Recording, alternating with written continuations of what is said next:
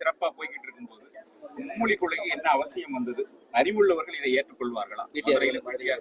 PTR பையன் இதெல்லாம் படிக்கிறாரு. பிடிஆர் உடைய பையன் அமெரிக்கன் பையன் இருக்காரு. நான் பிடிஆருக்கு அண்ணன் பிடிஆர் அவருடைய பையன் எங்க படிக்கிறாரு? கொஞ்சம் சொல்லணுமே அண்ணே. சும்மா போய் நான் டிவியில போய் பேசுவேன், நான் வந்து வாய் திறந்து பேசுவேன், மதுரை பத்திரிகையாளர் சந்திப்புல ஏன்னா அறிவுள்ளவர்களான்னு ஒரு வார்த்தையை கேட்டிருக்காரு. ஒரு அமைச்சர் வந்து அறிவுள்ளவர்கள் ஏற்றுக்கொள்ள மாட்டார்கள் சொன்ன பிறகு அந்த அமைச்சர்கிட்ட திரும்ப நான் கேட்கிறேன், உங்களுடைய மகன் இந்திய குடிமகனா? முதல் கேள்வி. அமெரிக்க குடிமகனா?